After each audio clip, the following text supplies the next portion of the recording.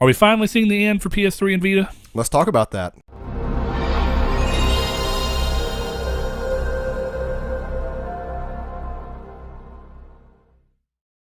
Hello and welcome to Triangle Squared, a PlayStation podcast. I am Brett Beck, and alongside me, your host, Saul Bridges, bringing you lucky episode 49. But you're our host too. Don't just call me the host. That is true. You left host I out of your am your name. host. I'm your host, Brett Beck. We're your hosts in this beautiful home. Look, there we go. We're This your host, mansion. Brett Beck, and alongside me, bam. Saul See, look, Bridges. we're Lucky episode 49. I'm not going to forget that. We're like comedians where you go up on stage and you kind of like workshop a joke in the middle of your performance. And then they get booed off stage and nobody listens to their podcast ever again. Mm-hmm. Yeah. All right, well, Saul, it's been a good run. Didn't even quite hit 50, but that's okay. That's sad. You know, but they say you got to go out while you're in your prime, and maybe we were never in our prime. Man, this is prime enough. If someone's like listening to this and it skips to this part, they're like, what's going on? Yeah, no, see, they think that this is the end, but nay. Yeah. I say we come back stronger. Triangle squared. With like a little 2. Like we already said, it's going to be the second year Triangle Squared. Then we're going to do cubed. Man, we're going to really have to figure these things out. At that point, it's just like a square with lines that draws to another square behind it. Why not? Cubes are weird. At that point. Actually, that would be kind of cool for the Triangle Squared logo and then have It'd be like square a 3-dimensional. Yeah, it'd be weird. That would be weird. I don't know how you could design that, but I'm sure there's a way. Anyway, enough rambling on. This is Triangle Squared, a PlayStation podcast. If you've never listened to us, that's what we are, PlayStation-oriented podcast. We post every Monday at 10 a.m. PST and 12 p.m. CST on YouTube in a video format or in an audio-only format on most podcast services, except for that damned Spotify. Spotify. Don't say SoundCloud. Yeah, you're right. We're on SoundCloud. Yeah, but we're on Podbean too. That's Spotify. I actually downloaded Podbean again earlier. Oh, is that your new one of choice? See, whenever I was listening to a lot of podcasts, it's almost when I had always all the time, been. Oh, I've just been lazy. Podcast Addict, which is apparently That's what a a couple too. people listen to. It's if you're Android, if you're one of us Android people, instead of I guess I get it. I actually, whenever I did that at first until I realized that podcasts were on Google Play Music, and then I was like, oh, never mind, I'm just gonna do that. Oh yeah, I kind of forgot about that too. Yeah. So anyway, Saul, what have you been doing this week, good sir? Monster Hunter. Lots of it. Not really. Not lots of it at all. Not lots of it. Okay, you beat it. I beat it on Sunday. No. Man, really? Tuesday. I'm about to say. It was the last time I actually got to play for quite a bit. Wednesday, we had to go do our taxes and grocery shop and stuff, so I didn't get to play a whole lot then. But yeah, it was Tuesday. Yeah, being an adult. But Monster Hunter. Taxation is theft. No taxation. Shout out to Callin Moriarty. But PUBG, a little bit sprinkled in more than normal. Probably played 6 to 8 games this go around. Got down to me and another guy, and I was super, super pumped, and I got killed. So is PUBG basically taking over completely for you for Fortnite? Yeah, like PUBG, the skill gap there is a lot different. I honestly, it's very rare. What do you mean, like in terms of who you're playing alongside? Well, no, I mean, I should say skill ceiling, because like in Fortnite, it was almost a very, very big rare occurrence for me not to get top 20 at least. Almost every game I was top 10 in Fortnite. But in PUBG, that's happened like 4 times, and I've played a lot of games of PUBG. So it's a lot of mechanics to learn. It's a lot different. Do you play PUBG keyboard and mouse? Yes. Okay. If it comes to PlayStation, which basically is confirmed that it will be, at some point, are you going to plan to move off to PlayStation and play it on there? I will play PlayStation with friends, yeah. But you're going to hardcore it on PC? Is that I'm thinking my PC is going to run it better than PS4. Maybe, hopefully. To be honest, I would bet, because it's running like jank. I get 1080p. Apparently, it runs better, frames. and some people didn't experience that. Apparently, so. I know it's weird, but like I get full 60 frames, high on all settings. So yeah, I'll definitely stay there for solo. But that's really it this week. I did play Celeste a couple nights. I really think that's it. I picked up Witcher 3. It was on sale again for $20. You were talking about starting that, but probably not tonight, right? It depends. If you want to co-op some Monster Hunter, I will be down for that. I have been really kind of just grinding monsters for gems and stuff, and I'm going between Great Sword and the bow and Charge Blade. So I'm kind of like picking out what I want and my sets that I'm kind of customizing. And I'm like, I need this and this and this. So I'm grinding for all of it. How would you say, now that you've beaten it, how long initial impression wise of your time spent post game, do you think you'll actually stay playing the game? I'm just curious to see how, because Destiny, after you beat it, you were still I know that played for a while. So. Capcom is doing like a very new monster now. Like it's called Devil Jaho, I think. Okay, as part of just an update. Yeah, he's apparently in all the other Monster Hunter Quest or games. I mean, yeah, and super interesting that they're already adding a new monster. I think that's kind of cool. Still haven't beaten Kieran yet. Haven't even found Kieran yet, actually. Oh well, he's a special quest. He's a side quest, optional. Oh, is he? I keep finding his tracks around the Coral High Grounds. Well, then you probably can find them naturally as well. But yeah, if nothing else, and I know that maybe the tracks are what gets you the quest. Or if nothing else, when you do that, the more you track a monster or attack a monster, I think I know for sure if you attack, you get more of its bounty. I've never seen it. More of its not bounties, but investigation. Points. So maybe that's what it is for you. I forgot what they're called. Research points. Well, investigations. You just get new investigations for them. So that might be what's going on there. But yeah, it's super fun, and I think that what's so cool about Monster Hunter, and I was telling you this the last time we played, and I think I mentioned it last week, is that like if I get bored, there's always another weapon and weapon set I can go after and have fun to go after, and then have fun using it. And I think that cycle is going to repeat quite a lot. Like I'm already kind of eyeing out Gun Lance. I'm already kind of eyeing out Dual Blades, and I haven't even. I got a Charge Blade all the way. Charge Blade, no. Great Sword all the way leveled up to the Leviathan. I think is what it's called. It's the Val Hazak Great Sword. It's really really good apparently. And there's better ones out there, but I had to farm Val Hazak for a gem that took me like probably 10 hours, I would say total over the course of a couple days. Yeah, just bad luck at that point. But yeah, I actually beat the game with a Great Sword. Yeah, I knew you were. See, last time we played together, you were starting to transition into using Great Swords. Yeah, and I still use my bow set. I killed Legiana, got his Legiana's gem, so I can now upgrade to the final Legiana bow. Now I'm going to do it for the Tobi Kadachi bow. I'll have a good time. But what about you, Brett? What have you been playing this week? So I've been sick. I mentioned last weekend, grandfather, something weird I say it that way. Grandpa was still in the hospital. And then I had come down with the viral tonsillitis, which is awful, and I wouldn't wish it on anybody. It felt like I was constantly swallowing a bag of nails, and it's still like half scratchy there in like one throat. So if I sound weird or cough a lot or scratch a lot in this, it's kind of been back and forth today. So just up in advance there. But because of that, I didn't really feel great a lot. So what I ended up actually doing was watching it because I kind of wanted to just rest a lot. I found myself just kind of laying in bed watching Full Metal Alchemist again, since I've been saying forever I was going to rewatch the original and then Brotherhood again. Have you watched the movie? The Brotherhood movie or which one? The live action movie. Oh, no, and I will not. Oh, okay. Jonathan wants me to, but I've seen enough to know that it doesn't look like anything I enjoy. The Death Note live action movies were pretty good. For the most part. No. Not the Netflix one. Not the Netflix one. Yeah, let me reiterate that. Not the Netflix one. That was not a good one. The Japanese ones were really good. Yeah. Anyway, for what they were back in 2008. What I ended up doing more than anything is just trying to relax and play games that I didn't play a lot, but when I finally got back to like, okay, I'm going to play a little bit instead of just sleeping over and over, I finally I got the platinum for Shadow. And the way I ended up doing it is because all I had left was the getting max health and which I actually had max health. I had to get max stamina. So I was like, do I really just want to continue replaying? I was like, because that's just super grindy anyway. And the problem is that when you get to the final Colossi, you have to watch the entire of the entire last cutscene, which takes a long time, and all the credits. You can't skip any of it just to be able to start new games. So I was like, cutscene's like 5 or 6 minutes long, isn't it? More than that. Is it? See, yeah. I remember it being long back then. I still haven't gotten to that point in the new game or the remake. Yeah. Anyway, so and I'd beat it. I'd already beat it and saw that final cutscene like 5-6 times. So I was like, and 2 of those times were added because of the fact that I was unaware of how the save system works. So I ended up giving up one of my files to not have to redo the hard time trials. Yeah. So that shaved off 2 of what probably would have helped get my stamina and health to max since I kind of switched around. But what I ended up doing was actually just farming the first and second Colossi. I'd started New Game Plus, farm the first and second Colossi since they're really easy, and just to keep me from, because I could have just farmed the first one, but I didn't want to get that monotonous.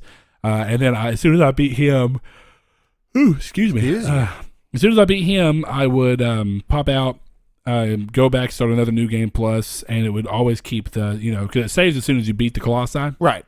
in this game, so I would just hop out, make another new game plus off of that save, and it would restart. And I got that, and then it was just a matter of climbing up, getting the forbidden fruit, and then running across the entirety of that freaking bridge. Man, to climbing that up gate. to get that too takes a while. Not that bad, and Like some people, like I said, 5 to 6 minutes. it takes for a little that. bit. How But many times did you have to do that? first time. Oh, But I still remember how to do it from the PS3 one. Yeah, which was like what 6 years ago. I wouldn't remember how to get up there exactly. Yeah, I remember exactly how to get up there, so it didn't take me multiple tries. It got close though. I got to the edge when I was in that final bit of circle. Yeah, and it's just about to and run it was out. beeping, and I was like, crap. Yeah. But I got it.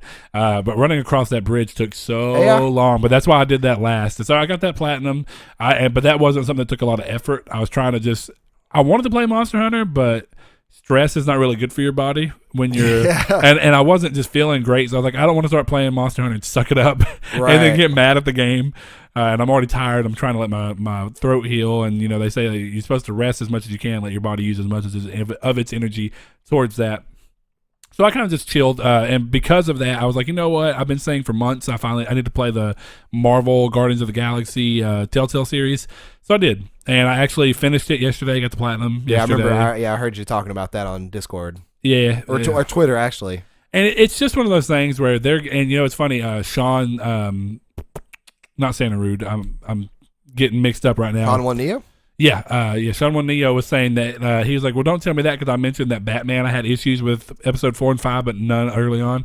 And he was like, well, don't tell me that. I'm about to start episode 4 right now. But he got the platinum without any issues. It's just my thing is that every one of the Telltale games I've played well after release.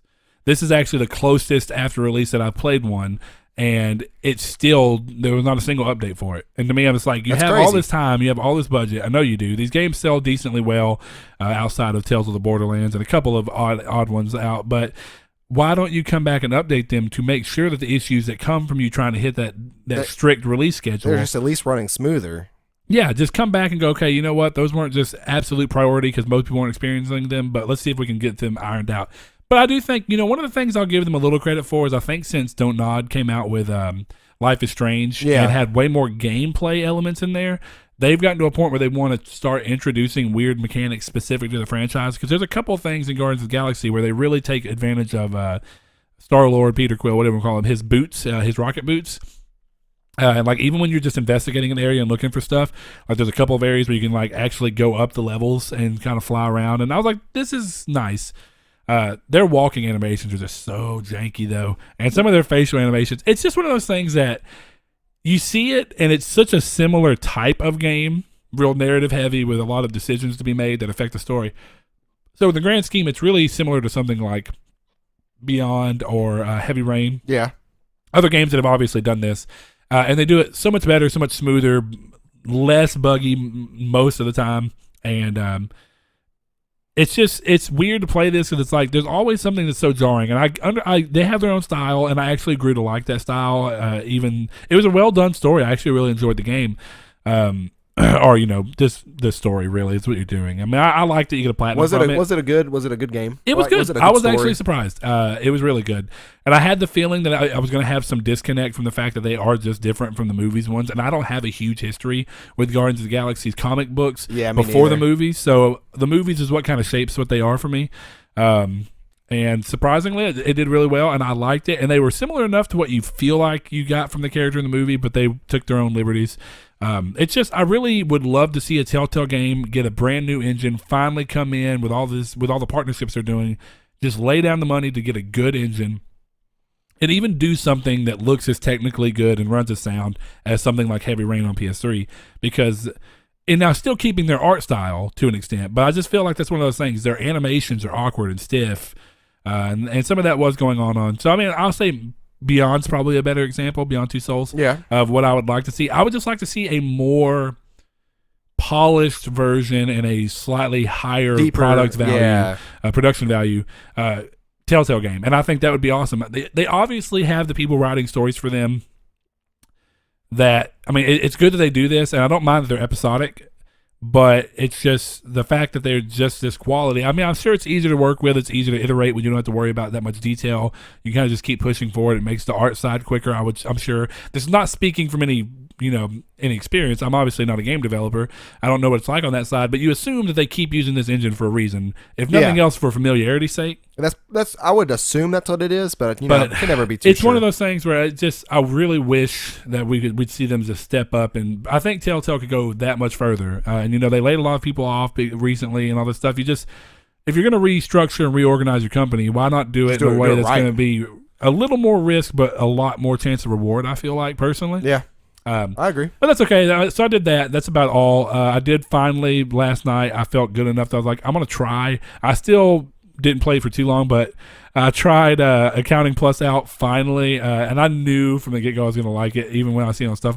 But of course, I start playing it, and it's got the most ridiculous sense of humor. Oh no! The whole game is like super tongue-in-cheek. They're aware of all the jokes they're doing.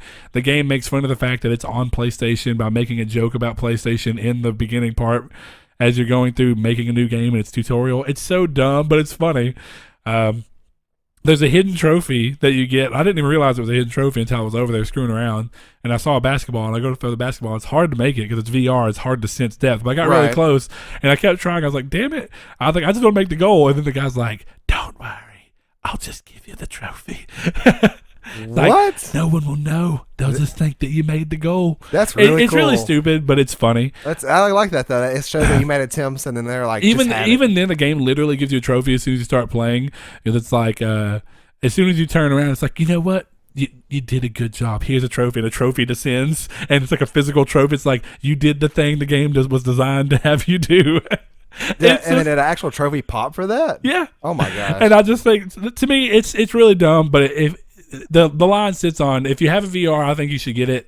But that comes with a stipulation of assuming that you understand Justin Roiland's humor. That's Rick and Morty. If you understand his humor and you like his humor, going into it, you'll know. Apparently, it's a really easy platinum. I started looking at it today since I played it last night. It's really easy. Huh. So I was like, well, that's cool, because that's kind of what made Job Simulator fun, too. You have a reason to kind of keep going through, but the game's also funny. So that's what I was doing, though. I got through to the third scenario in that, which is also ridiculous. I'm not going to go into each one because I think some of the surprise is funny. Yeah. But it's so obviously Justin Roiland, and you feel like it makes me really excited for Rick and Morty VR, which is also coming. But like these are some of my favorite VR experiences. Like, don't get me wrong, I'm really excited for Moss, and Moss looks really cool, and I like the idea and the prospect of a third person VR game where it's like you're more inhabiting a world that you're just like almost omniscient with. And definitely you're obviously helping Quill, the protagonist, and Moss. But I like the idea of that. But I do also like the extremely PlayStation Move oriented games. Like, you can play accounting with a DualShock, but it's so much better with Move controllers. In my opinion, that's the way to go in most of these games. It's goofy and stupid, but it's fun, and it's part of the experience you have when you're doing it is just remembering how goofy the game is. These short but funny experiences that you can hop into for 20 minutes and almost anybody can play is just cool. Yeah. Like, I showed up. That was what Job Simulator was the game I showed people when it came to me wanting to be like, hey, look, this is what VR is like. This is what makes VR great. Yeah. This is what makes it where literally anybody can play this, and it's fun. So, yeah, I think there's a lot of stuff to be excited for VR, and a lot of it has to do with that comedy genre that I think is really found a footing in VR, because there's just something about, I guess, is it interactive comedy? I guess would be the best way to call it. Yeah. So, I don't know. It's funny. So, really good, but... anyway, so I'll go ahead and hop into the drop for next week. There's actually quite a few. There's a VR game on there. It's actually really cool looking. Is it Audio Beats for PSVR? No. I was actually talking about, I think it's, what is that? Not 0 hour. Bravo Team is one, but is the other one? The other one's not out yet. I'm sorry. Bravo Team is one this month. Yeah, you're right. Well, we do have Audio Beats for PSVR. We have Bravo Team for PSVR. That's available physically and digitally. We have DJ Max Respect for PS4. Actually sounds and looks kind of cool. Fear Effect Sedna for PS4. Final Fantasy 15 Royal Edition for PS4. Only available in stores. Now, that has the coolest cover art I've ever seen for a Final Fantasy game. I am kind of sad that it's not a good game. Frantics for PS4. Life is Strange Before the Storm for PS4. Available retail now. So if you always wanted to have a physical copy, now is your time to shine. The physical copy did release? Yeah, it's releasing. Well, this week. Yeah, I'm going to go get it because I did like Life is Strange. So, and that's my thing. I always wait for these to just come out. See, what I've learned just quick going back to Guardians of the Galaxy, is I bought Guardians of the Galaxy at launch just because I wanted to. I bought the other ones all used. I was like, I'm going to buy this one at launch and support it. But it took forever to get it anyway because I had to keep waiting for the episodes to come out. And then what makes me even more mad is that you have to download every other episode as you go along because they released the physical version alongside the first episodes released digitally. Yep. And then you just have to download them all. Whereas Life is Strange, when you get the disc and you put it in, It's everything. it's just there and you play it, and I enjoy that a lot more because you eat through some bandwidth too, man. When you I didn't realize doing that. I don't want to hear about bandwidth. I mean bandwidth, data mount. Well, that's data what I mean. Yeah, data caps. We have Midnight Deluxe for PS4 and PS Vita. We have North for PS4 and PS Vita. We have, and I'm gonna say this wrong, One-Eyed Kuthk for PS4 and PS Vita. Okay. We have Rangy, I don't know, for PS Vita. We have Root Double, Before Crime After Days, Extended Edition for PS Vita. We have Scribblenauts Showdown for PS4. Hey, no joke. Digitally and retail. That game looks awesome. Scribblenauts was super fun on the DS. Yeah, they've always been super fun. Just from an idea standpoint, that's a great idea. It's very original, and they're really funny games, too, because the things you can make are pretty funny. We have TT Isle of Man, Right on the Edge for PS4, available digitally and in your store near you. We have Way of the Passive Fist for PS4, and that's the last title on the list. Way of the Passive Fist. Is that the pacifist fighting game that me and Blaze pitched to like 20 episodes ago? That very well could have been. You remember that? Dude, I wouldn't even be mad if I found out that someone, which would never happen, but somebody who was actually could make a game listened to us and was like, you know what? I like that idea. I'm going to make it. I would love that. The description is not any way what the game sounds like, which is crazy. Darn. What a great name that would have been, too, if we would have actually made that game Way of the Passive Fist. A smart name. Because passive fist. I know, I got it. I think everybody else did. Anyway. All right, we'll hop over to news real quick. And, man, it was kind of a crappy news week in terms of stuff that I found to be interesting. Like, there is a new Overwatch character, but I don't care about Overwatch. Brigitte, I think, or Bridget. Something like that, and it was an official announcement, so that's cool. Good for them. Some other stuff, I think, like... I care about the division, but talking about the global events is kind of just... Normally, they're going on, and they're very short announcements, so by the time that this ends up coming out, it's not worth putting on the news because it's already happened. Right. But what we do have is that Sony and Quantic Dream have finally given a release date for Detroit Become Human, and it's a spring release as they promised, which is good because we kept talking about like how are they going to squeeze it into spring. Why is it coming out the same day as Dark Souls Remastered? See, the game will release on May 25th, so yes, same day as Dark Souls. That sucks, dude. I really don't know if that's going to pull me away from Dark Souls. I don't know, but I think it's more interesting that Sony is that. I mean, don't get me wrong. I don't think it's a wrong move by any standard because it's just a bad move for me. Well, no. I'm talking about the fact that it's just a little over a month removed from God of War. Like, I'm not surprised by any standard because, I mean, I guess I'm a little surprised. I don't think that they're going to hurt each other because they're very different game types. Well, not only that, but anybody who wants to play both. I don't know how that fell, but the crazy thing is I've been looking at it for like... Was that my PS Move sharpshooter? Yeah. I've been looking at that thing, and it just all of a sudden decided to fall. But the Force? I guess so. Either that or I have some weird premonitions going on. But God of War, anybody who's going to want to play that game is going to be done with it before this comes out. So, well, I mean, we assume, but they did say the game's pretty long. So, I mean, people who have limited playtime, they may not. 30 hours, about a month later, yeah.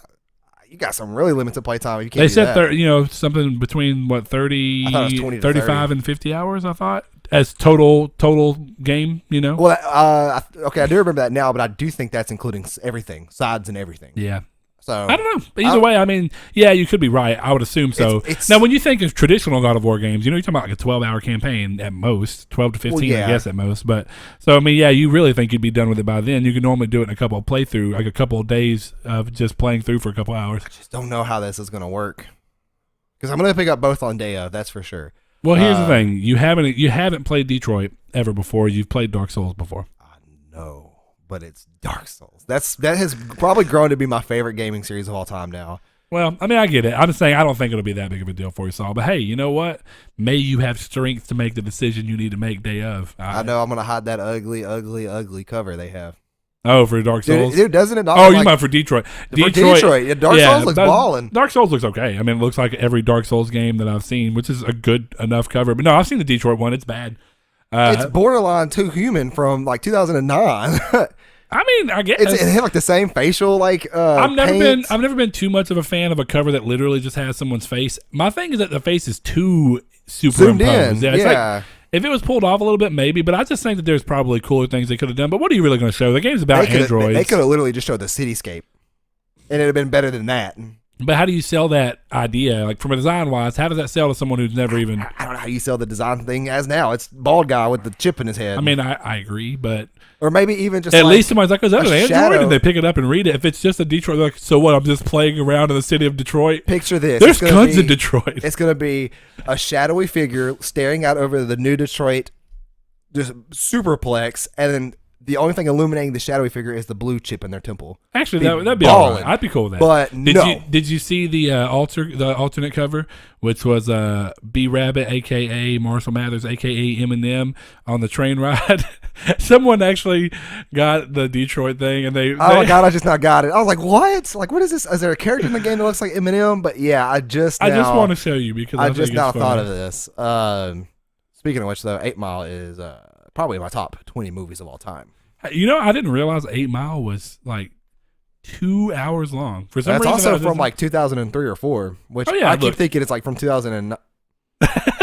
That's a better cover than the actual cover they have now. Anyway, so that's that.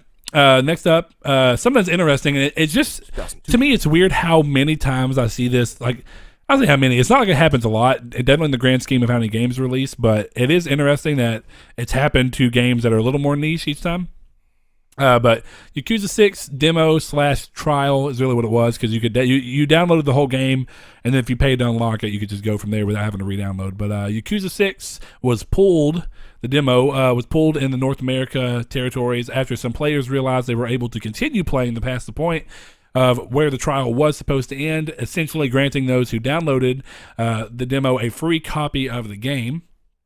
Players who were able to download it before it was pulled, though, had their download revoked. That way, nobody ended up with a free copy of the game, which is interesting because I don't remember ever seeing that about NAC 2 when they screwed up and made NAC 2 free. Similar to it may have. The PT thing I was telling you last week is that as of like yesterday or the day before, people were still able to bypass what Sony did somehow with the USB stick and still play it after they revoked the download. So I don't know how that worked. I don't know if that's outdated information now, but it was crazy to see that the title of the topic was on Reddit was how to still play Yakuza 6 demo after it's been pulled. And then it's involving something that starts with an S, it's an acronym, and then a USB stick. Which I don't know, man. I don't know. I have to look into it if people really care, but just thought that was super interesting that people are bypassing it. Yeah, it's interesting. I mean, if nothing else, I thought it was extremely interesting that somebody would have gotten around being able to play PT, but I mean, that's cool. I still need to do that too. I do too, just if nothing else, just to see if I can do it. Next up, though, PS4 had its best year in Japan yet. That was last year. The console sold through more than 2 million units, just a little bit more than 2 million, to bring its lifetime total in the region to almost 6.5 million, just shy of that. That's interesting because that means that even though the console's been out, it's in its 5th year now, almost a third of its sales are in the last year. Which I almost wonder if that's in preparation for Monster Hunter, but I don't know why it would be, unless this is based off of like a different fiscal year or something like that. I didn't really look that much into it, but I'm pretty sure it's just straight year, but it could be fiscal year. I could actually see that. Well, yeah, in fiscal years, depending on the company, because they're not all the same, of course, they have weird month ends. Well, Japan has a different fiscal year than us, so I'm sure they do. Their fiscal year may end in like January, March, I think. Because remember, the end of the fiscal year was when they were going to switch out. That's right. Kaz Hirai with the new president completely. So anyway, was it Yoshiro, I think is his name. I can't remember actually. I might be thinking about the other new execs they hired. Yeah, I don't know. There's like 3 of them. What, isn't there like John Kadashi or something like that? I mean, not with the name John. I know there's like Yoshida. Oh yeah, the one guy wasn't. The new one was a Yoshida. We were joking about him being Shuhei's clone. His clone. Okay, I got you. All right, next thing up, Horizon Zero Dawn has been announced to have sold through 7.6 million copies in its first year. It's amazing. Which is good. I mean, obviously, that's a really, really strong performance from a new IP. Not surprising by any standard. I know some people, like, don't get me wrong, we've been hard on the game plenty of times. I still love the game. I'm not crapping on it by any real standard. But honestly, everything I have to complain about the game is not even a real complaint because it's the first time. awesome. It's the first time the game's come around. This is a lot of first. Which I guess some people could say, well, then you're being I would not say it's biased, all subjective, but- anyways. Yeah, that's true. I mean, obviously it's subjective, but I mean, a lot of things are. This is a new IP. New IPs, the first titles are normally the most rocky, and then you got to kind of build from there, which is part of why I always stand by wanting to see, like I recently said it, wanting to see a sequel to The Order. No, we never got T-scored at the end of it and never got it. Well, and maybe, but who the hell knows? Maybe one day. I still hope, I hold hope that Sony will one day just be like, time to see what can happen with this franchise again. Ready at dawn, where you at? Ready at dawn, where you at? Not at dawn, that's for sure. You aren't ready. Oh, God, it's all cringeworthy. But yeah, that's one of those things like Knack 2. Cringe Comp 2018. Knack 2 is a perfect example of Knack 1 being a game that was a franchise that came out, and it was kind of divisive. People liked it, but it was also a launch game, so some people gave it a little more slack because of that. Some people railed on it harder because of that. Like, well, if it's a launch game, it needs to be even better. But Knack was a good enough game. I enjoyed Knack. I never once thought Knack was bad. But as soon as I played Knack 2, I was like, this is everything. This shows you that how a sequel to a series can be better in every conceivable way. Yeah, that's how sequels. That's how I prefer sequels to happen. If unless the game is already flawless in my mind, Which is rare. It needs to improve upon things that need to be improved. I mean, like, upon. can you think, just as a slight aside, can you think of a first game in any IP that you thought was flawless? Right off the top of your head. I'm sure with a little bit of thinking you might be able to, but I'll have to get back to that. I mean, we have to. I don't know. well, so that's what I'm saying. Off the top of your head, there's not one that shines. So obviously, more often than not, you kind of have to build. I mean, there's plenty of examples of that, but I think this is one of the best. Like, realistically, the Uncharted series came into its own in its sequel and has continued to, in some ways, for most people, get better and better. But Yeah, I'm trying to think. Like, I really can't think. Final Fantasy X. well, those are sequels in a individual way. I see you trying to break some. Yeah, I was thinking like Final Fantasy 13, but trying to break some rules. I don't think that's a highly agreed upon point. And the last thing, which is going to lead us somewhat into our topic, is the PS Plus games were released, or not released, but announced for March. They will be released the day after this episode airs. And let's see. So that's going to be Bloodborne and Ratchet and Clank are headlining the PS4 games. So that's going to be those two. The PS3 games are going to be Legend of K, which I'm pretty sure is that PS2 cat game for some reason. Never heard of it. But I can't say with absolute certainty that's what it is. And Mighty Number 9 being the other one, which is also cross-buy with PS4 if you wanted to play it on there. The two Vita games are Claire Extended Cut, which is... there it went. I knew it happened. It's like a horror game for Vita that has interested me a couple of times, but I never ended up getting it. I had no idea Mighty Number 9 was on PS3. Oh, yeah. It was a cross-gen game. Supposed to be on Vita, was it? I can't remember. It wasn't. Bombing Busters. I could be wrong about it supposed to being on there. But anyway. No, I'm sure it's supposed to be, but it Claire, wasn't. Extended Cut, and Bombing Busters are the Vita ones to round out the list. Now, on top of that... We named it, guys. We were talking about it for a while on what we were going to name it. So... There's a Oh, you're going a different route than I was, but I got you. You go ahead. Oh, I was going to say there's a new pinned tweet on our Twitter. That's where you typically find tweets on Twitter. Our Twitter is triangle SQRD. Now, we always have it linked in the description, but we have started the Discord Games Club. So what this is, for those that are just now tuning in or those that need a refresher. We need to start putting the Discord link into our description. I set it to never expire too, so you could just copy the one from the Twitter. Good. So basically, we were going to pick one game, and we ended up, instead of picking it, we ended up letting it be a poll on Twitter. One game out of the PS Plus lineup for the month, and we're all going to have a games club revolving around that game in a separate channel on our Discord. It's called PS+Pals. Now, we're going to have some super good fun. This time around, Bloodborne was voted. By a landslide. Yes. Now, I will say this. If you are a listener of us and you see this poll, if you're going to vote, at least join the Discord to hang out. If not, I'm going to kindly ask you not to vote. I agree. It's not fair to people in the Discord who want to play, say, Ratchet and Clank. But then, we got like 48 votes in the first 24 hours, and then there's like 5 people in our Discord channel for that. So hopefully they will join once this comes on, and that's what we're hoping for. But yeah, definitely, we don't want the people who are actually participating with us in this to be playing a game that they didn't end up doing it. Now, we were looking into other poll options and how we can do this, but best thing we can just do is ask to, if you don't think you'll be able to participate in it, or if it doesn't interest you, then just refrain from voting, and we'll kind of leave it at that. Don't let it be intimidating either. There in our Discord, there's anime titties and memes. There's not a lot of stuff going on. There's not really anime titties, but there's a lot of just fun to be had. It's not hostile by any means. Yeah, and then we will obviously quickly ban those who are. Yeah, and we keep those. We keep a separate channel for just general chat, so we can screw around, which is what we normally do. And of course, we open this one up for everybody who wants to be part of that. So we do hope that you'll join and play with us. Bloodborne's an extremely good game. So if you've never played it, you're in for a treat. And if you've played it before, just like me and Saul, it's going to be how quickly can we rebeat it? Yeah, that's and what I'm gonna start. I'm gonna actually try for the platinum this month. See, I already have the platinum. So what I'm gonna try to do is a poor man's speedrun. I keep calling it. So that. why do you call it that? What is what is a poor man's speedrun? Okay, so I'm not going to do any of. It's basically going to be a glitchless any percent speedrun. So I'm going to glitchless. Now, what do you mean glitchless? There's glitches in the game that can allow you to skip through half the game in like less than 5 minutes. So there's a fence jump. Oh, so you're going to do a speedrun, but by the confines of the game. Right. I'm going to do and I keep calling it a poor man's speedrun because I'm not exactly going to just sit down one day and just try it as hard as I can. It's going to be over the course. I already know that game like the back of my hand, so I'm probably going to say it's going to take me 8 or 9 hours. That's why I say a poor man's speedrun, because a speedrun for that game, any percent glitchless could be as done as like 3 hours, 4 hours. You know, I've seen Dark Souls 3 was beaten in like an hour 45, but that was using glitches. But so that's what I'm going to do. If you guys have the platinum, or if you really like the game and you've never played it that way, I will suggest you do it. I am currently doing that on Dark Souls 3 on Steam. In a weird way, in the first 2 hours of the game, I'm already at the 4th boss. So, brought to you by Powerade. No, not a sponsor. Coca-Cola, no. Give us that money, Coca-Cola.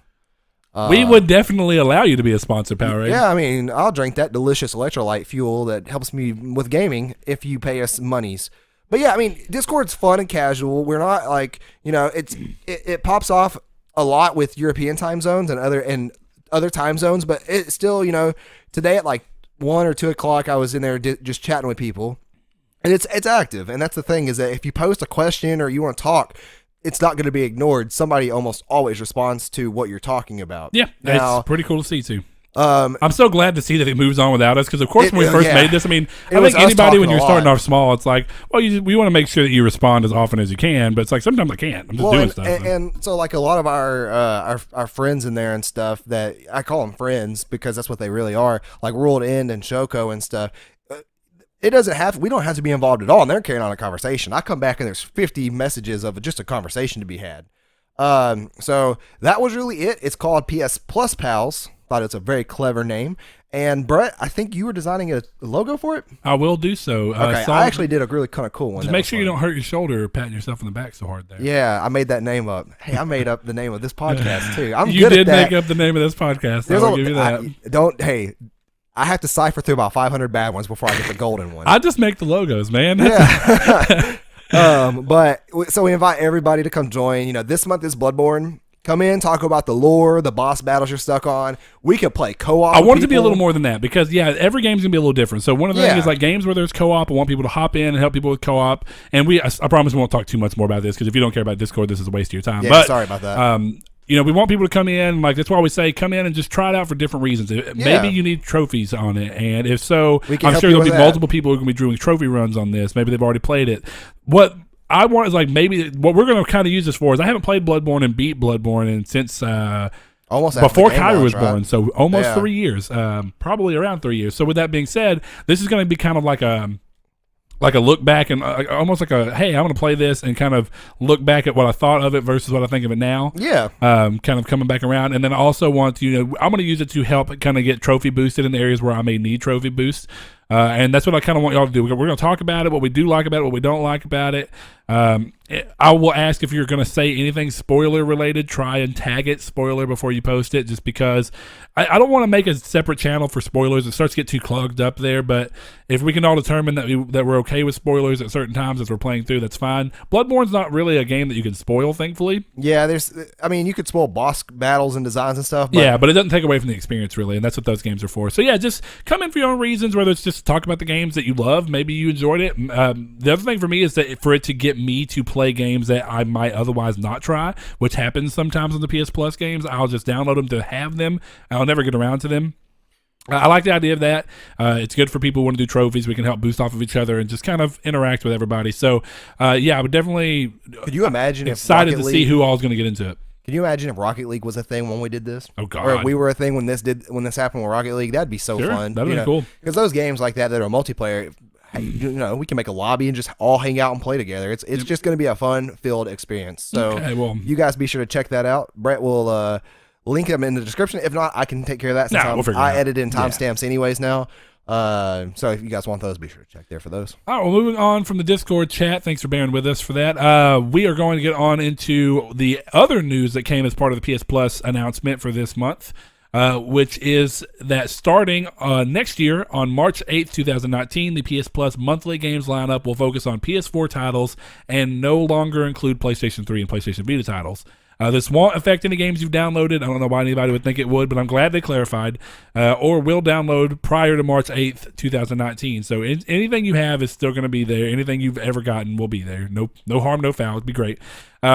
Those games will still be part of your PS Plus games library as long as you remain a member. What I am curious about is if it's going to still stay around where if you drop your membership and then come back, if they'll still be accessible. I'm sure they will be. I don't see why they would stand. You know what I'm really curious about? What? Reader mail before the main topic. Oh. Well, I'm still going to finish this off. And then we'll finish it off. Finish it off. I'll be sure. It's been a weird episode. It has been a weird episode. I'll make sure the timestamps are relevant in the description. All right, cool. Anyway, so, and this is finishing off news anyway. So, PS3, PS4 will not, PS3 and PS Vita titles will not be added any longer to the lineup after March 8th, 2019, with the assumption that either we're going to get more PS4 games, which I think is unlikely, or we're going to get more quality PS4 games, which I would be okay with. Letting the budget be more on trying to ensure games that are worth it. Which, I mean, Bloodborne, to me, I've always said, why don't they use first-party games quicker? I get because it's still a business, but and now that Bloodborne bolster is like your service with your own stuff. You know what I mean? Yeah, it's $20 full price, so they're not losing out on a whole lot there. Yep. All right, Saul, go ahead, good sir. Hit us up with some of those reader mail questions. Now, remember, guys, if you ever want your question answered on the show, go to that Twitter we talked about earlier, and every Friday night, typically, or unless we're recording on a weird day, just check it out. We should have a tweet up, and it'll be for reader mail stuff. And I try to make that tweet every Friday midday. Yep. And if we record on Saturdays, typically, sometimes Sundays. But what now? If you're not on Twitter, you can always email us questions if you have them. trianglesquaredpodcast@gmail.com, spelled out exactly like it sounds. But go ahead, Saul. Yeah, I'll say. And if we don't answer your question on the air, just because time restraints, we try to pick 3 now. And don't worry, though. Go ahead and submit them anyway. Submit dumb ones, whatever it's about, because episode 50, me and Brett were talking about it, maybe an only reader mail episode, but we're going to talk about that a little bit more just to kind of make sure. So we always will answer these questions, whether it is in a dedicated episode or it is during the air, especially on a slow week like this one where we didn't get that many. So we're going to revert back to last week. And Mr. Jerome Fale, I really hope I say that right. It's either Fale, or Fail. And I'm sorry, Mr. Jerome, if I got that wrong. Hey, message us on Twitter. Names are hard. Names are weird. But go ahead. No, you're good. Okay, he said one game until completion or switch between a number of games. I am all over the board, man. I never can play one game unless it's like Persona 5. And even then, I need a break game. I need, whether it's something mind-numbing like Rocket League or Enter the Gungeon or Grand Theft Auto, I need something to split apart those really long sessions to kind of get my mind off of it. But yeah, I am all over the place. I am normally more the former. I would say that most of the time when I am playing a game, and I think you would back this up, most of the time when I'm playing a game, you're probably going to see me playing only that game. Yeah, for the most part. It just kind of happens. Now, when you're playing some games that are really long or really grindy in certain areas like Destiny or even Monster Hunter World, which I really enjoy and have man, I have straight just played that game a lot. But I'm okay with kind of intersecting games in to bigger, long experiences like that, because a game like Monster Hunter is a game that the way that they're set up is really for you to continue playing. Yeah. So if it's a setup like that, kind of like, I guess what most people would say a game's as a Like service, Destiny, almost, stuff like that, like a Destiny, or like, a connected, Overwatch and kind of longer, drawn out, what do they call them? Lifestyle games. yeah, games as a service too. That works perfectly fine. But, on those, I will. But one of the things that Ryan sees a lot is that, I'll play a game or something that's online, but I won't just dedicate myself to that because online games don't have the same pool. Typically, I'll play something like, Guardians of the Galaxy. I did not play anything else till I was done with that. Yeah. Knack 2, didn't play anything else till I was done with Knack 2. So it's just one of those things. I find myself more glued, and I like my attention to be more focused on one thing than splattered out. But I will do it if it depends on what the games are. It really does. Yeah, like Witcher 3 is one of those games that I'm gonna try to dedicate. I played again. Witcher 3 front to back with nothing else Yeah, in between. I can't do that. That game's too dense for that for me. But like Persona 5 is when I actually get deep into Persona 5 because I love that game. I love everything about that game. But it's just there's too many games coming out, and I can't dedicate the 150 plus hours to that game to beat it. Yeah, I don't think I could do that with that game either. I'd have to play other stuff in between it. Yeah, it's ridiculous. Mr. Josh Ayers asked, what are some franchises you want to see remade or reboots of? I would love to see a reboot or remake of Dead Space or the Resident Evil 2 remake. So Dead Space is a good one. I actually downloaded Dead Space on my PC to play it not so long ago when it was free on Origin because I've been wanting to play it for a long time. And I forget there's little things that you get with those rose-tinted glasses you forget about, like the tanky controls. Yeah, no, nothing wrong. They're slightly awkward. Yeah, but Resident Evil 4 style there. I would say that, faster. I would definitely agree with Dead Space. I say a lot of times I would like to see a next-gen Dead Space. I'd pay $60 for a collection. I don't care if it's Dead Space 4 or if it's a reboot. Either way, I'd be okay with it. I think that a reboot at this point of where the story is and how long it's been would make a little more sense. Yeah. Definitely because of how 3 wraps everything up for the most part. I haven't beat it yet, so I don't know. I know you don't know. That's why I'm not saying too much. Yeah. But 3 wraps it up in a way that feels right. So I would say that at this point, either a reboot or the idea of like someone else in this world, like someone else is experiencing the xenomorphs. It can be in a shared universe thing. Xenomorphs. Not xenomorphs. I'm sorry. Oh, so that's alien. Yeah. What are they actually called? It's Xeno something. I want to say.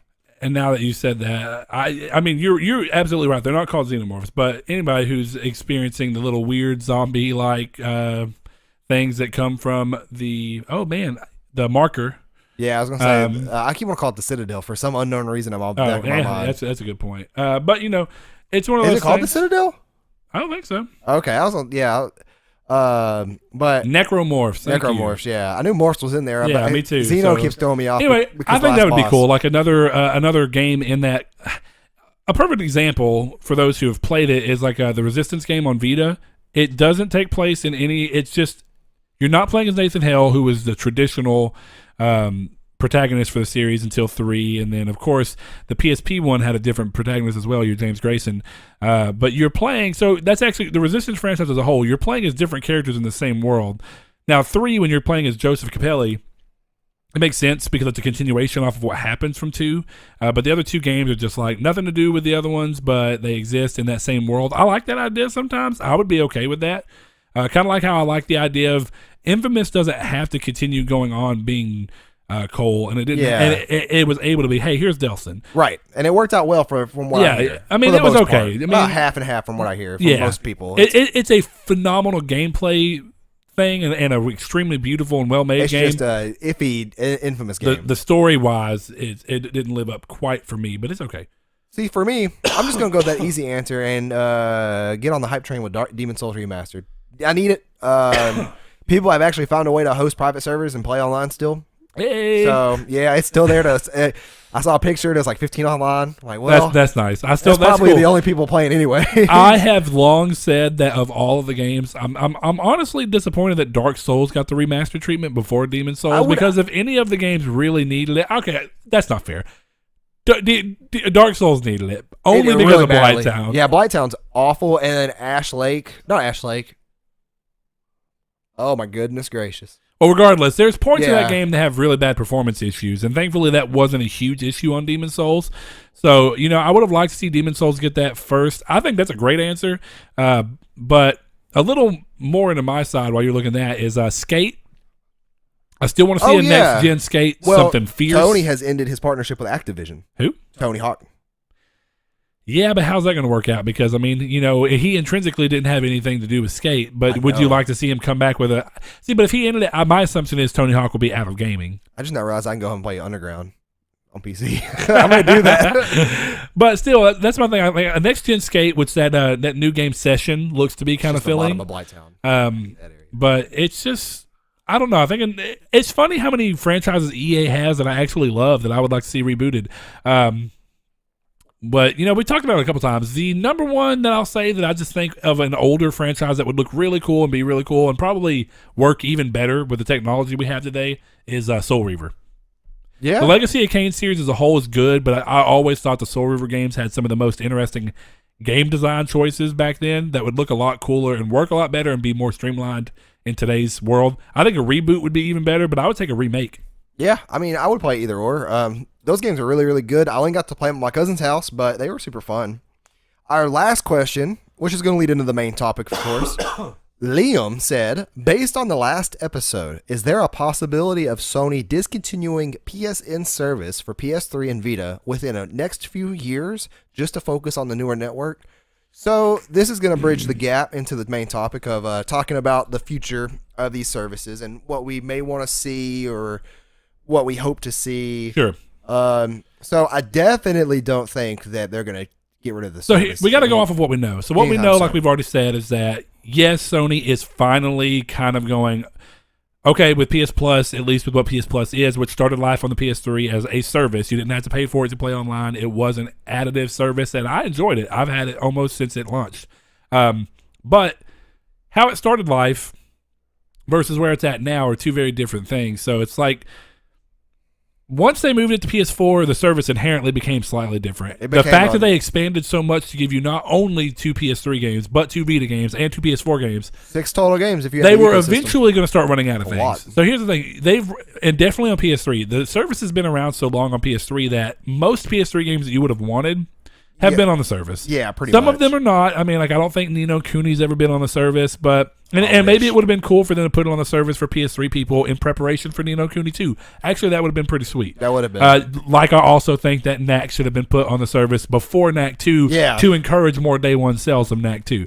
But I'm for some reason, how this works, yeah. I don't know who makes the decisions and why they wouldn't have thought that would have been a good idea. But regardless, you're getting to the point where there's not much you're going to get. Definitely from a critical acclaim standpoint. So you start scraping the bottom of the barrel for some, and then for other people, you start getting into too niche of genres that people would really enjoy it. So sooner or later they had to do this. I've seen a lot of people, even like Seth, your brother, ask, like, what did we think about the fact that they were cutting these? I don't think it's anything bad. I mean, you got to look at where PlayStation's moving. The PS4 has been a phenomenal success. PS3 was a success, but it was a success they had to fight for. Yeah. Vita was sadly not something that they gave as much stock and fight as they did with PS3, which is unfortunate, but it happened. So with that being said, definitely on the Vita needed to end sooner or later. There are not a lot of games they can really put out in that service. PS3 has already really worked through most of its games, and it's just an older console. It's pretty old now. When you start thinking about when this is happening, I mean, that's 12 years after the console launched, right? Yeah. So, I mean, in terms of what he's saying, the way he words it is like, are they going to almost build an entirely new PlayStation network and then drop support for those to make sure they have a stronger one? Now, here's I wouldn't say that I would be against that, because here's the thing. I mean, obviously, we know there's going to be a PS5. Sony's confirmed this. Right. When? Who knows? I still stand by, and actually, I'm going to go ahead and throw this in there because part of what makes this so interesting to me as an announcement is that it's next year, 2019, March, which is around the same time that I think they're going to announce a PS5. Somewhere around February and March. Now, this is just me. And I've said this a lot, and I think that there's enough to, they talked about, economically speaking, we're a little bit better than we were. I mean, we're not going through the 2008 Great Recession that made the last gen so elongated. Yeah. That basically Thank everybody goodness. contributes to the 6 years. the is all poor it should the be. poor state of our economical, at least North America's economical thing, which we are very important to the gaming industry. So they were able to make that gen last so long because of that. I don't think we'll see that again. I hope not. Even though we are seeing like the PS4 Pro and Xbox One X, which are extremely more powerful than the PS4, but they still are iterative and they are held back by the fact that they still have to play games that can also run on their original models.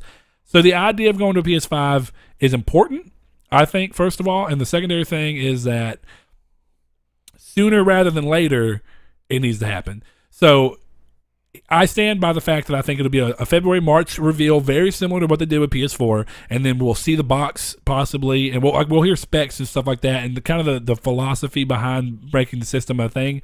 And then we'll see the box at E3, and then we'll see a release around November, like we did with the PS4. I think that they'll stick with a $400 price point. Yeah. Why wouldn't they? It's been doing them very well. It has, and that's gonna be great for people who are patient gamers who want to pick up the Pro for, let's say, $250, $300, whatever. Now, and price don't get me drop. wrong. So that's the other thing. Yeah, obviously it puts the PS4 at points where it can price drop. PS4 Pro can price drop to accommodate that.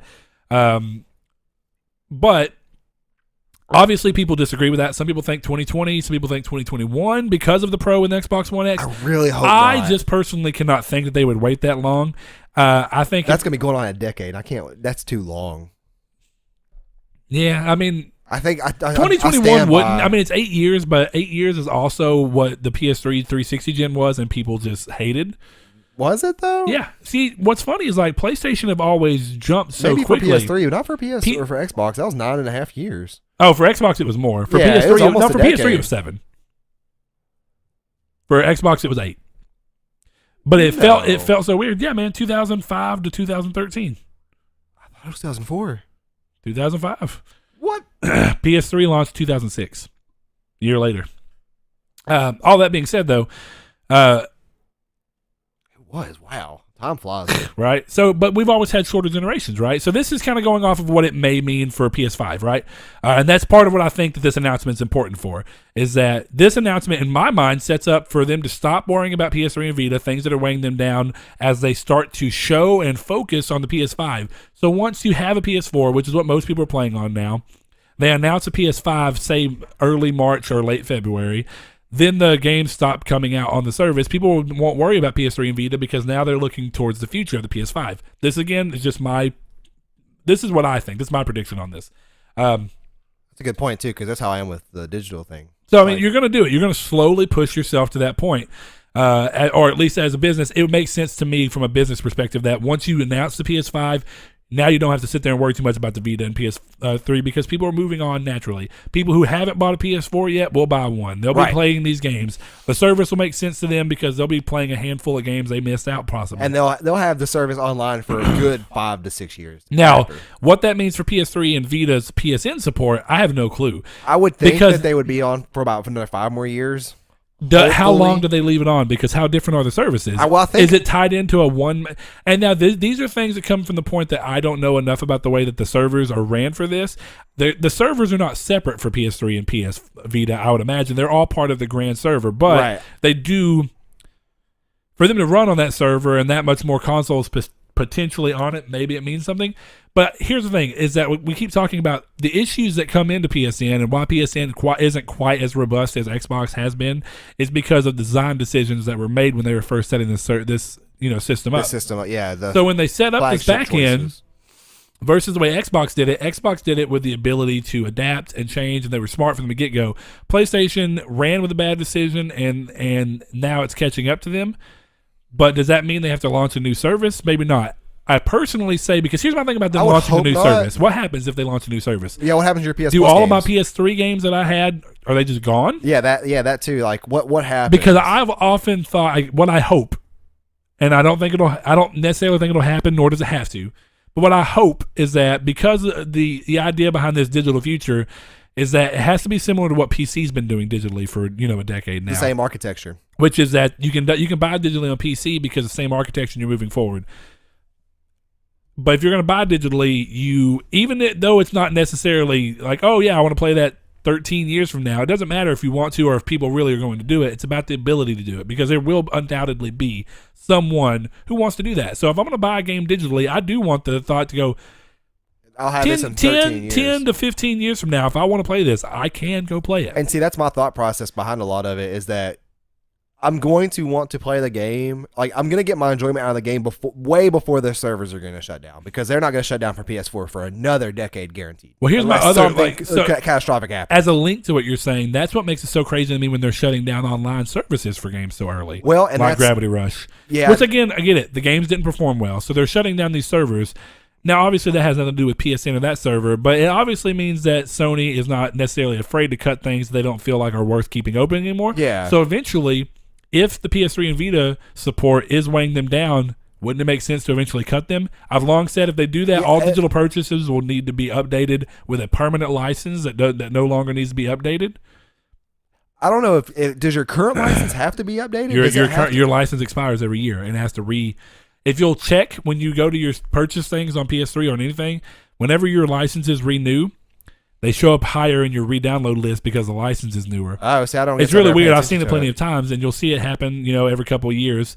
But that's one of those things. So the license would need to be a thing that becomes permanent. Right. That would be the only thing that would make that okay in my mind. But secondarily, the thing is that I would hope that if the service continues to move forward onto the PS5, and hopefully they fix all the issues, they're able to work around it and get the system going to work and evolve more smoothly with the PS5. I want the PS5 to potentially play all my PS4 games, obviously. That's actually... And all the PS3 games. But all my PS3 digital games, if nothing else. Right, yeah. Because wouldn't that be awesome? I mean... Not saying it's a requirement. I will not crap all over PS5 if they don't have it. But it would be really nice, and I don't see why at that point they wouldn't be able to, hopefully. Again, I can't ever say from a business decision or from a technological standpoint, because that's just not something I necessarily immerse myself in. But it's one of those things where I would want... all of my, since the services began, I would want all of those to be able to play. That includes the PS1 games I bought that were playable on PS3, but for some reason are not playable on PS4. The PS2 games I bought on PS3 that are for some reason not playable on PS4. Yeah.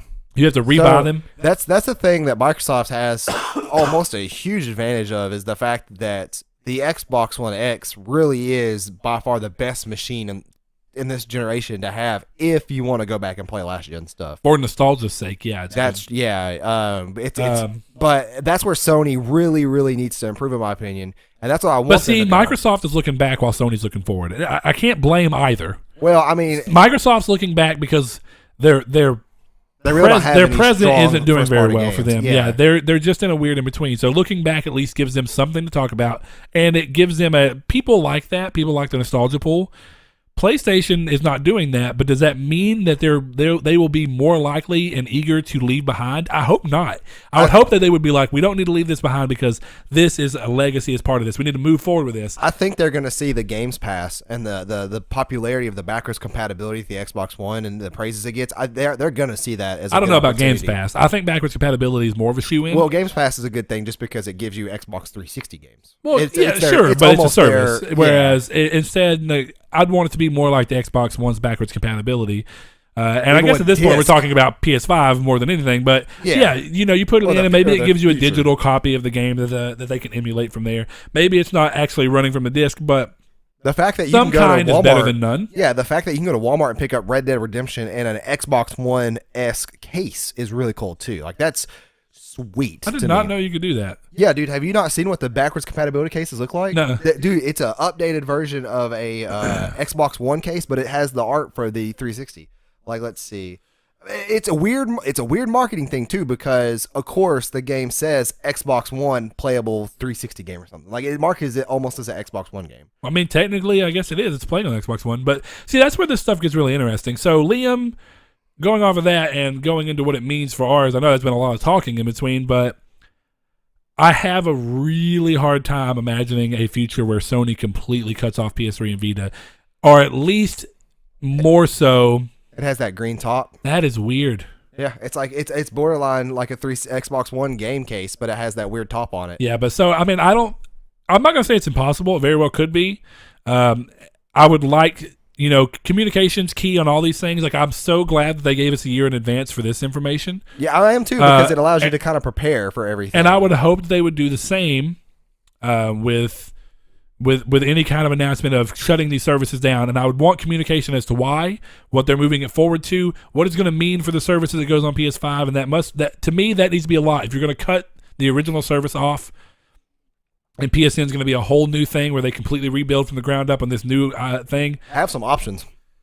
What's going to happen? Where do my digital purchases go? I need to know that, and that needs to be communicated to me clearly. I need to know. Definitely to me. I need to know that this is going to be a more reliable service that doesn't go down as often, which is not a big complaint for me, but it does happen. It's happened 5 times this year. So major outages. So it's and again, they haven't affected me, but you play more online than I do. Yeah, so that's true. A lot of people are outraged at the price raise. So like that. So that is one thing, is that sweet system stability. Get you some sweet service stability, for goodness sake, because it's happened to me twice now where I was off work, or I had like a Friday night, I got off work, I'm off the weekend, and I couldn't play. And it's crazy too. A lot of people have been mad about it because the price increase hasn't really done much for us in that sense. I'm sure we maybe got Bloodborne because of the price increase or something. Maybe, but see, maybe in terms of what we're talking about with Liam, or the way that I took Liam's question, which is that maybe it's going to be a whole new service if they completely cut this one off and just throw it away and pull your purchases forward if possible. I would like that. But if they do that, but what if that's what it's for? The money's towards.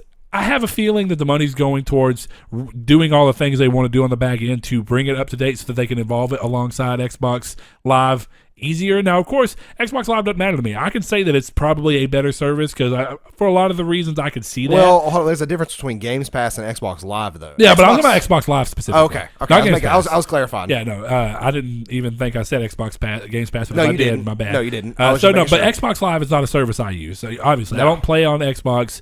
PlayStation Now is fine for me. It doesn't need to be something crazy. Now? PlayStation Plus. Sorry. That's the correct. That's where you're killing me. Yeah, that's where I'm getting mixed up. But PS Plus is fine. It's a good service to me because it does everything. I enjoyed it when it first came out because of what it brought me as a value proposition, which is, hey, on PS3, we're going to be uploading we're going to give you a cloud storage, and we're going to upload saves to the cloud automatically for you. Cloud storage is killer too. A lot of people need to take advantage of that. That's a great thing, right? Yeah, automatic updates. I said it last episode, dude. For me to go to GameStop and get a brand new PS4 and just come back down, download all my games, all my cloud saves, it's super easy. Yeah, it's beneficial. Your PS4 dies, you have all your game saves automatically uploaded. That's awesome. But Saul, what else did you? Because you brought this. It's been a weird week for me. Obviously, I haven't been as in tune with this. I like the idea though when you said it. So, what was kind of more of the fleshed out version of what you kind of think about this? It's really so much of like, if they are going to get rid of these, which they are. They said they are. We have a year. Well, yeah, they're getting rid of the games. So, would you like to see a PSVR title every month? Or would you like to see a PSVR title every other month? So you're supplement the loss of PS3 and the Vita. Yeah, so you're kind of wanting to talk into what exactly this means for the PS4's future. Kind of, sort of, yeah. So, yeah, I mean, I'm like, is it going to benefit us, or is everything going to just stay exactly the same? I mean, where's your stance on it? Like, what do you want versus what do you expect? Honestly, I want it to benefit us, but if they would also, if they're doing that to save money, because I really don't know how these contracts work, how these games become free. I don't know if they have to pay the company an X amount of money. I'm sure they do. It's a guaranteed amount of money, and it's how much that they. And again, this is what I've seen from a lot of looking in. They look at how much the game's currently selling versus how many potential sales it being on the service would lose them. Studio that potential money, and they kind of give them an area of what that would be, and then just because of course more people are going to get it this way because it's free, but. I can only imagine how much the people. They basically they work out a price that they agree upon that's okay for how much money the company will be losing. It's obviously like a contractual. They go back and forth. I'm sure that there's some deliberation on how much and for how But it's weird. It's worked in some companies' favor, and it's worked in others not. Like Rocket League probably could have made a lot more money, but some of its success also came from the fact that so many people got it for free. Yeah, and that's what's and that word of mouth spread out to where now people are buying it who didn't get it on PS Plus month, and because it's one of those things. I think that it's an interesting balance. So what I hope is that we get more, like I was saying, like this is a good month, and they said best month ever. I don't know if I'd say that, but it's a good month. It's a great month. I would say it rivals Rocket League with being the best month ever. Yeah, so I mean, it's one of those things where these are great. These are good games, actually. These are what I would consider. Both of these were system sellers. In my opinion, I think Bloodborne is definitely a system seller. I don't know necessarily about Ratchet and Clank, but I'm sure it did sell a couple for some people. Yeah, Bloodborne, I know for sure. Yeah, no, Bloodborne is a system who own seller. a PS4. But I think that their reverence, at least, they became at least in post-release something that people talked so fondly about that they became at least very strong reasons to buy the game or to buy the console. So that's cool. Anytime that you see PS Plus get games that I consider to be basically universally loved and basically must plays on the system, that's great because people who have maybe not gotten them for maybe you don't want to spend $20 because you're like, well, the hype may have gotten it built up too much. Well, and the being able to circumvent that's great, but this is what I expect every month now. If this is going to be the thing, at least every month after the PS3 games and the Vita games have dropped, which I think what we're going to see is that the Vita and PS3 will stay, but they'll have a severe drop in quality. The PS4 games are going to get the bulk of the mindset and the budget, and we're going to see better PS4 games.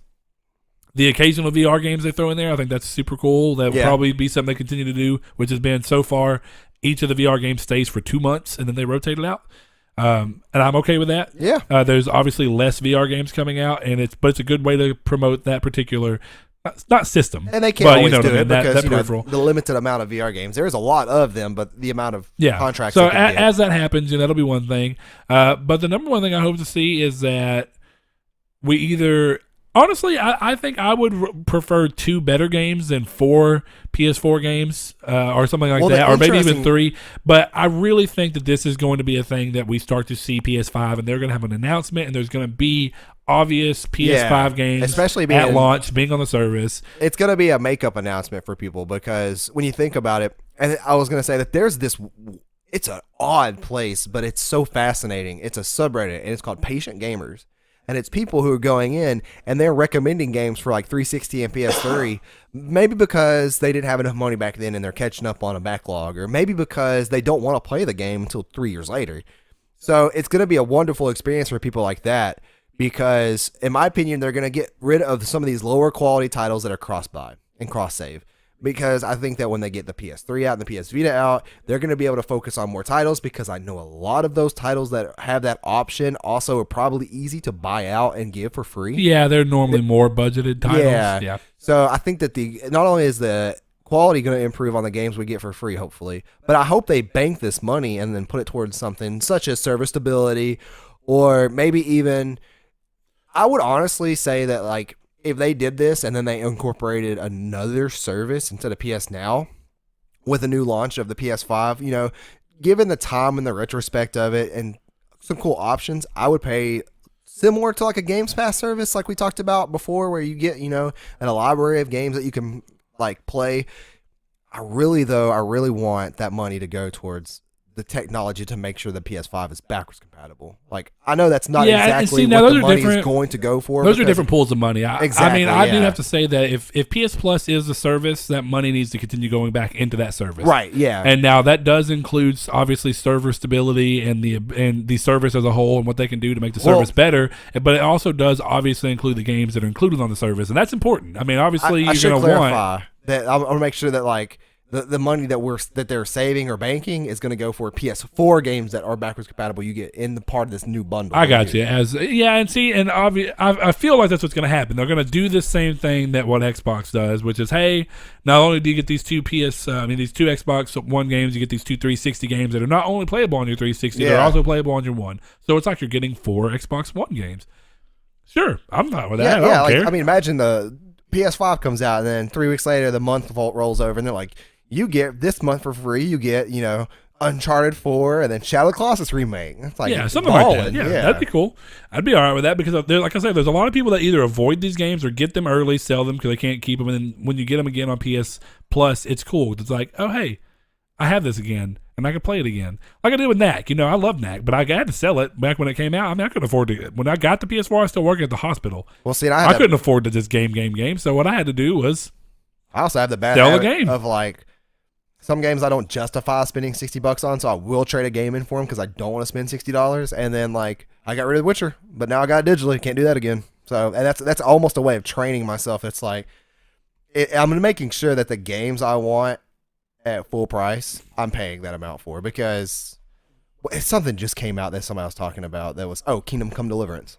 I was like, that's not a lot of people. $60. A lot of people talked about that. Honestly, what I was thinking about doing with that game too is just downloading it on Steam, because I know my computer can handle it, and then playing it. And if I liked it, and I'll buy it on PS4 and do a refund on Steam.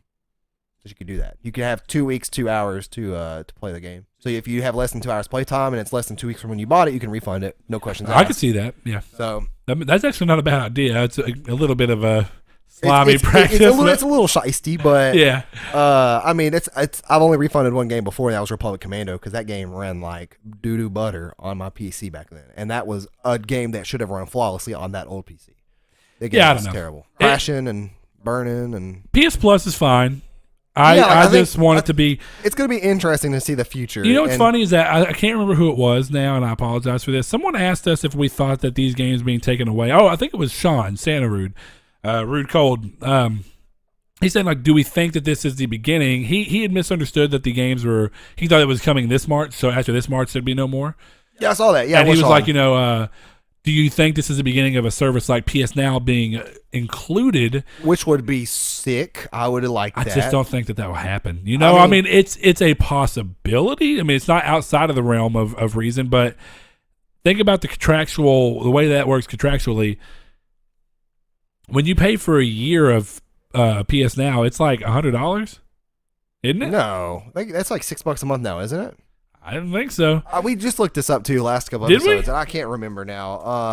I'm just gonna look it up right here. PS Now price. I really, really wish though that they did. It's $19.99 a month. Oh my gosh, dude! Hold on. That's how much you pay for Xbox Live and Games Pass combined, and that's a better value. No, it's not. That's $240 a year just for PS Now. But you can buy it at a year and it's cheaper. I mean, dude, you're still buying PS Plus monthly, aren't you? So don't you hush your mouth. Don't talk. That's $12 a month, I think. No, it's still $9.99. It's $9.99, but my point being is that it's $60 for a year. So I'll just buy a year. I never got a price increase on my Plus. Well, Plus is always the year is what price increased. Oh, so if I just leave it at $9.99, it's pretty much the same as it always is. As it's always been. But my point being is that's all. You still, by the time it's all done, you're paying double the $60 it takes for a year. If you're paying $10 a month, you're paying $120 a year. Wait, no. Is it $60 for a year? Yes. So you're paying double what it would cost you if you just bought it up front. Still wouldn't pay $60 a year for now. But I think that is pretty much the end. 3 months is $44.99. So there's no way they're going to roll. That's still a big ripoff compared to what's on there. There's not a lot on now. There's like 30 to 40 games. No, wait, there's way more than that.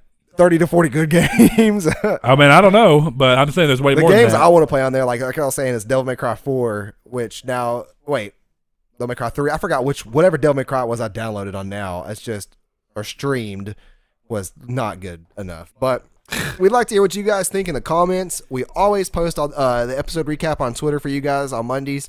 Let us know in the Twitter comments. And if you don't like Twitter, that's fine. Let us know in the YouTube comments. Let us know wherever you want to go. We're going to start putting the Discord chat in the description so you guys can follow us. Or not follow us, but chat with us. Our PSN IDs are always down there too. And mine is the same as my Steam ID if you want to add me and play some PUBG. If you need somebody to play some PUBG with, let me know. Holler at your boy. But I think that's about it for me. Do you have anything to add, Brett? Yeah, I mean, I just want to kind of reinforce what you say a little bit clearer because we had a little more going in there. But yeah, I mean, I definitely want to hear what kind of games y'all thought, what kind of games you'd like to see on the service moving forward, what you expect from the service moving forward with these games coming out now, whether you expect to see them right now as we start to see probably, like we mentioned, the games quality on the Vita and PS3 going down, or just what you expect to see from the service once they completely drop the games in March of next year. What do you want from PlayStation Plus? And honestly, I would like to see what people want or what people would think about them completely uprooting PS Plus and making it a brand new service that's completely disconnected from the original. Honestly, I would love it as long as my licenses stayed the same and everything, and they added a bonus like they do now of those free games. I would love it. It'd be interesting. I don't know. I don't want to say change would be cool. I mean, it wouldn't be bad, but it's still change, and it stands to mess with something. I feel like. Yeah, it's true. Yeah, it's gonna mess with the balance there. Maybe the guy who's working 2 jobs and can't always afford a game, and he kind of looks forward to that free PlayStation Plus game a month. Kind of keep him busy. Who knows, man? It's a lot to between talk those two about because jobs. the service is so wildly different for everybody. But I think it's smart of Sony personally. This is my final words on it. I think it's personally smart of Sony to go ahead and drop PS3 and Vita. Let them stop being dead weight to what the service is. Dropping them completely, I'm a little more apprehensive about in terms of dropping PlayStation PSN support. Yeah, for the entirety. I would definitely have to have some really good. I mean, good, not great, but good reasons to keep buying it. If they took out all of that, like there better be at least something for free a month. I better get something. I don't know. It's whatever. I'm not just gonna pay for No, you got your competitor over here doing the bomb stuff for $20 a month. You get everything in the world. You can't just, you gotta have something. All right, let us know your thoughts, and we will see you next week for episode 50. Thank you. This has been Triangle Squared. Thank you, guys.